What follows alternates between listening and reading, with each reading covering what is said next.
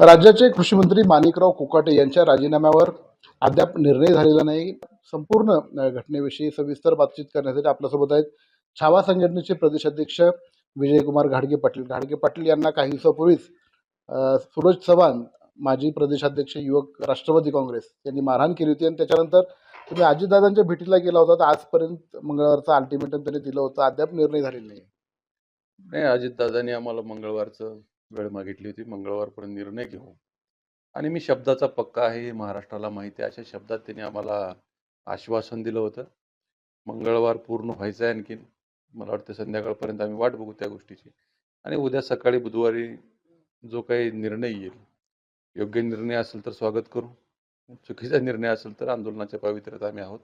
महाराष्ट्रातल्या शेतकऱ्यांमध्ये संतापाची लाट आहे आणि अजितदादांना ही संधी आहे की शब्दाचे पक्के आहेत.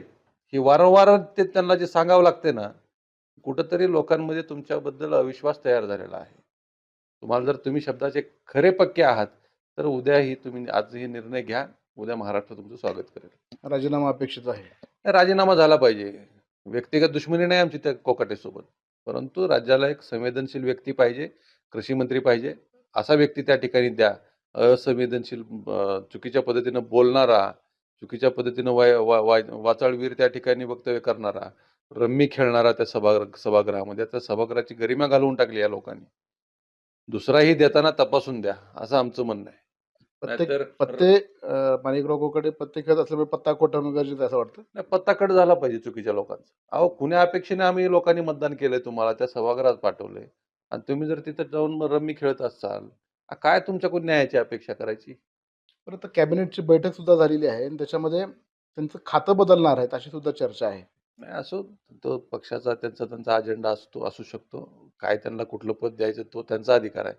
भले मग त्यांनी अजितदादांनी स्वतःचं जरी त्यांच्याकडे खातं दिलं तरी हरकत नाही किंवा मुख्यमंत्री पद जरी दिलं तरी हरकत नाही. आमच्यासाठी, शेतकऱ्यांसाठी एक जिव्हाळ्याचा कृषी खातं आहे. त्या कृषी खात्याला योग्य आणि संवेदनशील कृषी मंत्री पाहिजे, जे की त्याच्याकडून शेतकऱ्यांना न्याय मिळाला पाहिजे, शेतकऱ्यांचे प्रश्न मार्गी लागले पाहिजे आणि शेतकऱ्यांना हीन वागणूक नाही दिली पाहिजे, शेतकऱ्यांचा अवमानकारक वक्तव्य त्या व्यक्तीकडून नाही आला पाहिजे. ही भूमिका आमची आहे. उद्या तुम्ही, आज आम्ही रम्मीवाला काढा म्हणतोय, उद्या मटकेवाला नाही आणून नाही बसवला पाहिजे, सट्टा खेळणारा नाही बसला पाहिजे. तुम्ही अगोदर तपासून घ्या तुमच्या मंत्रिमंडळात. जर चांगले लोक असतील तर आहेत का? आता ते दादानी शोधले पाहिजे ना. तुमचे एवढे लोक निवडून येतात म्हणजे काही ना काही तुम्ही स्ट्रॅटेजी लावून, काहीतरी नियोजन लावून निवडून आणले असतील, असं आमचं म्हणणं आहे. त्या आहेत त्यापैकीच एक चांगला द्या. खातं बदललं तर तुम्ही समाधान राहणार? आम्हाला देणे घेणं नाही हो. म्हणजे मंत्रिपदावरून काढा देणार. आमचं एकच म्हणणं आहे, कृषी खात्यावरून त्या व्यक्तीला काढा. राजीनामा घ्या, घेतला तरी आनंदच आहे. खातं बदलून तुम्हाला समाधान करायचं त्यांचं किंवा पक्षात तुमचं काय असेल ते आमच्याशी देणे घेणं नाही. काही बातम्या अशा येतात की त्यांना समज दिली जाणार आहे. समज द्यायला का ती लहान लेकर आहेत का? लहान बाळ आहे का ते? राज्याचा कृषी मंत्री महाराष्ट्रासारख्या, आणि महाराष्ट्रातला कृषी मंत्री कसा असला पाहिजे? छत्रपती शिवरायांचं राज्य आहे. मिरचीच्या देठाला जरी हात लावला तर त्याचे हात कलम केलं या राज्यामध्ये राजानं आमच्या. आणि तो त्या राज्यामध्ये त्या राज्याचा कृषी मंत्री सभागृहात पत्ते खेळतोय.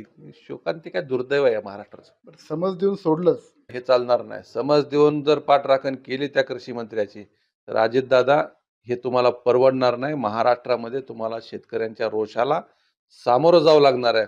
उद्यापासून महाराष्ट्रात तुमच्या विरोधात आंदोलन सुरू होतील.